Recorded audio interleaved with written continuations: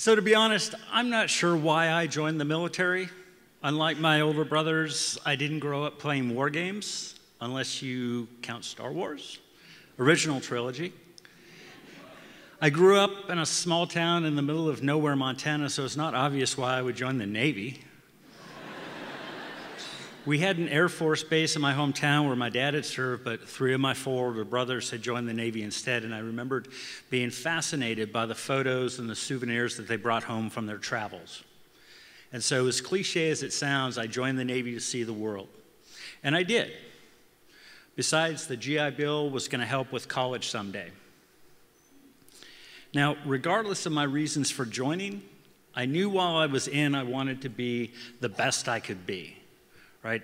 A model sailor, an expert technician, and eventually a good and inspiring leader. But I also know no matter how hard I worked, no matter how good I was at my job or being a leader, no matter how many medals or ribbons or commendations I received, I'd never be quite good enough.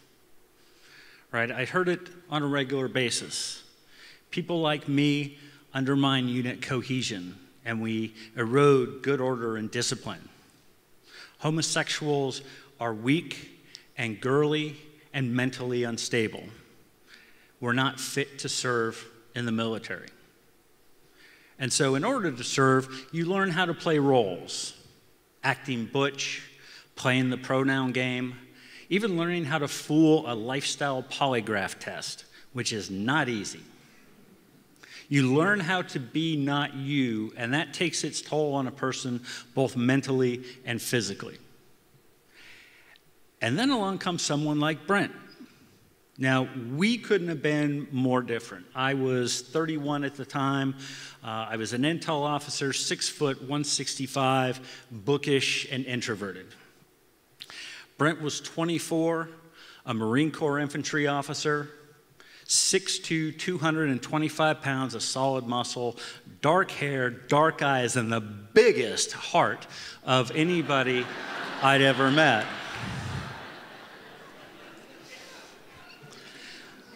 I noticed him as soon as I walked into the art gallery, because that's where you find Marines, art galleries. He was there with a girl I assumed was his girlfriend, but in fact, she was seeing a fellow Marine who thought that art was for homos. So Brent being Brent and being a homo, he offered to take her to the gallery opening that night. So he noticed me noticing him, and he smiled. And it was warm, inviting, and mischievous all at the same time. So as I wandered the gallery, keeping my eyes on the artwork and away from him, my mind was elsewhere racing. Was that a smile of recognition? Was I that obvious? Shit, how's my hair? I was brought back to reality by his baritone voice asking, "So what do you see?" I assumed he meant the painting in front of us, but he was turned facing me. And he was so close I could feel the heat radiating off of his body. He was wearing Drakkar. A sunrise, I fumbled, or maybe a sunset. What do you see? Definitely a sunrise, he said, and there was that smile again. So definitely a sunrise, the start of something new. We just kind of became a couple. When he wasn't in class or out in the field training, he'd be at my place, our place. He'd be stretched out on the couch reading or catching up on sleep. I cleared out the spare closet, and it was soon filled with his uniforms and civilian clothes. We'd spend more and more time together, cooking together, relaxing together, sleeping together. We built a life within the 4 walls of my apartment that was safe, secure, and ours. And we liked to go out camping in the Shenandoahs, and occasionally we'd go out to DuPont Circle where we could hold hands and kiss and dance in relative safety. But for the most part, we were homebodies. I got invited to his parents' house for Thanksgiving. And we were going to be there with his brother and sister and their respective families. And I was going to be there as his boyfriend. And this was a first for all of us.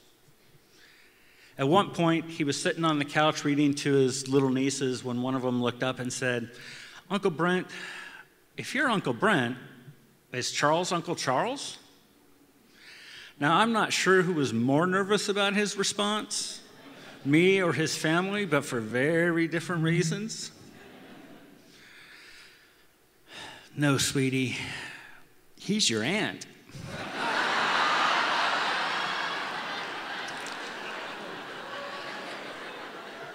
So they spent the rest of the holiday weekend giggling about Aunt Charlene. Now, the outside world was less tolerant and more hostile. Don't ask, don't tell was in effect.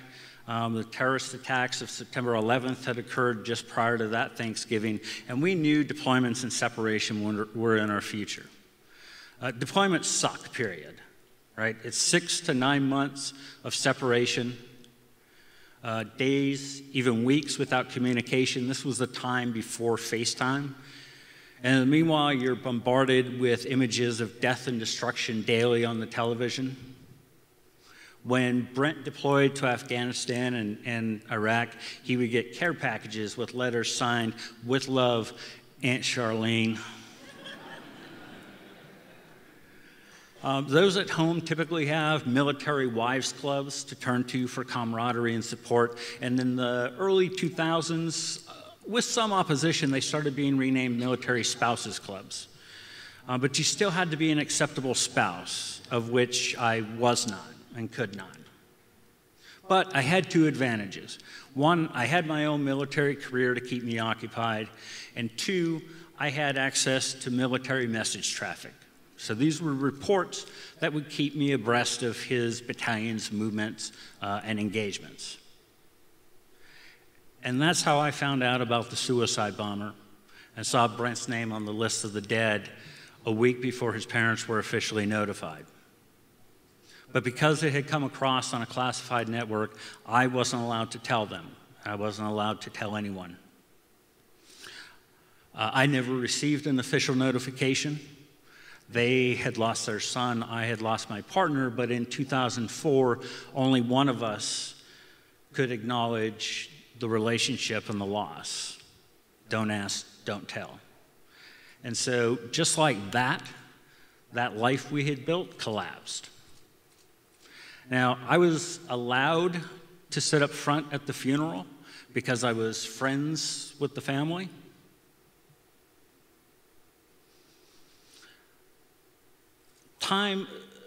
That time is still a blur, but what I do very vividly remember is instead of allowing myself to grieve, I was more concerned that any word, any action, anything I did was going to give me away.